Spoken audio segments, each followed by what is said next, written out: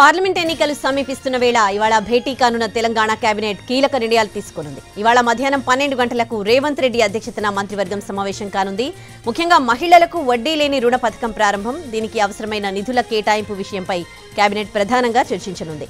ఉమ్మడి మహబూబ్ నగర్ జిల్లాలోని 10 మండలాలకు తాగునీరు అందించేందుకు నిర్మించనున్న నారాయణపేట కొడంగల్ ఎత్తిపోతల పథకానికి ఆమోదం, మేడిగడ్డ ప్రాజెక్టు కుంగుబాటు ఘటనపై జ్యుడిషియల్ విచారణకు ఆమోదించడం, రైతు భరోసా పథకాన్ని మరింత పకడ్బందీగా అమలు చేయడానికి అవసరమైన మార్పులు చేర్పులు, వర్షాకాలం నుంచి పంటల బీమా అమలు వంటి కీలక అంశాలపై తెలంగాణ కేబినెట్ నిర్ణయం తీసుకోనుంది. గవర్నర్ కోటాలో ఎమ్మెల్సీల పేర్లను మరోమారు గవర్నర్ ఆమోదం కోసం పంపడంతో పాటు కొత్త కార్పొరేషన్ల ఏర్పాటు వంటి అంశాలపై కేబినెట్లో చర్చించి నిర్ణయం తీసుకునే అవకాశం ఉంది. ప్రభుత్వ ఉద్యోగుల పెండింగ్ డీఏల పైన నిర్ణయం తీసుకోనుంది కేబినెట్. 100 రోజుల్లో 6 గ్యారంటీలను అమలు చేస్తామని చెప్పిన ప్రభుత్వం అమలైన గ్యారంటీలను ప్రజల్లోకి తీసుకెళ్లడంపై చర్చించనుంది. కొత్త తెల్ల రేషన్ కార్డులు ఇవ్వడంపై నిర్ణయం తీసుకునే అవకాశం ఉంది. మరోవైపు ధరణిపై కేబినెట్లో చర్చించి సిట్ విచారణ జరిపించే ఆలోచనలో ఉంది ప్రభుత్వం.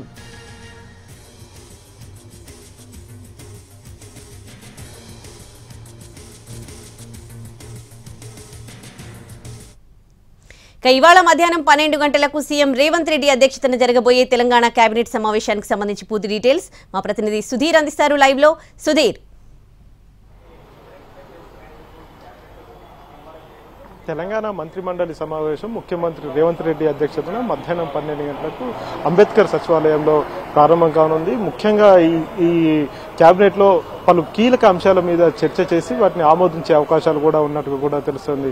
ఉద్యోగులకు సంబంధించి ఉపాధ్యాయులకు సంబంధించిన డిఏలు ఏవైతే పెండింగ్ లో ఉన్నాయో ఆ డిఏలు దాదాపు 4 డిఏలు ఇవ్వాల్సి ఉన్నది. అందులో 2 డిఏలు ఇచ్చేందుకు అంగీకారం తెలిపే అవకాశం ఉన్నట్టు కూడా తెలుస్తుంది. ఇటీవల కాలంలో ఎంసీహెచ్ఆర్డీలో జరిగిన ఒక సమావేశంలో ముఖ్యమంత్రి ఉపాధ్యాయ సంఘాలకు ఉద్యోగ సంఘాలకు హామీ కూడా ఇవ్వడం జరిగింది.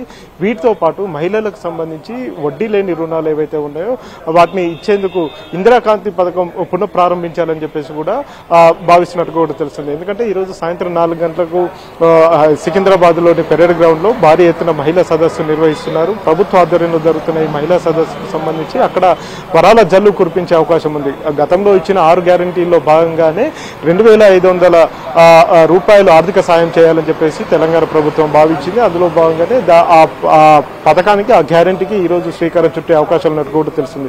ప్రస్తుతం వేసవి సీజన్ ప్రారంభమైంది కాబట్టి రాష్ట్ర వ్యాప్తంగా సాగునీరుకు అదేవిధంగా తాగునీటికి తీవ్ర ఇబ్బందులు ఎదుర్కొంటున్నాయి. ఈ నేపథ్యంలోనే సాగునీరు తాగునీటికి సంబంధించి ఒక నిర్ణయం తీసుకునే అవకాశాలు అయితే కనిపిస్తున్నాయి.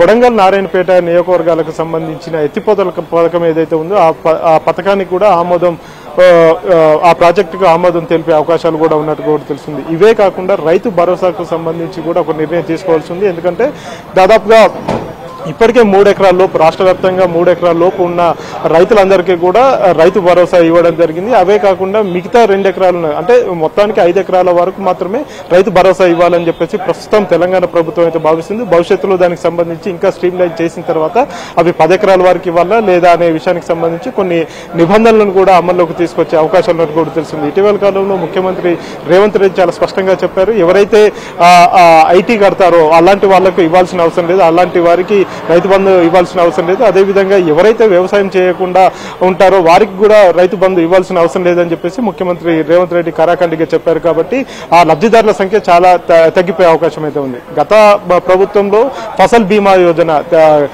ప్రధానమంత్రి ఫసల్ బీమా యోజన అనేది రైతులకు సంబంధించి వారి వ్యవసాయానికి సంబంధించి కావచ్చు, వారి పంటలకు సంబంధించి ఏదైనా నష్టం కలిగినప్పుడు బీమా రూపంలో వారికి ఈ ఫసల్ బీమా యోజన అనేది ఉపయోగపడుతుంది. అయితే గతంలో ముఖ్యమంత్రి కేసీఆర్ వ్యవహరించిన సందర్భంలో ఆ పథకాన్ని పూర్తిగా పక్కన పెట్టిన పరిస్థితి ఉంది. ఇప్పుడు దాన్ని పునరుద్ధరించాలని చెప్పేసి భావిస్తున్నారు. ఇటీవల కాలంలో కేంద్రం నుంచి వచ్చిన అధికారులతోటి కూడా ఒప్పందం కూడా చేసుకున్న పరిస్థితి కనిపిస్తుంది. ఈ రకంగా పలు కీలక అంశాల మీద చర్చ జరిగే అవకాశాలు అయితే కనిపిస్తున్నాయి.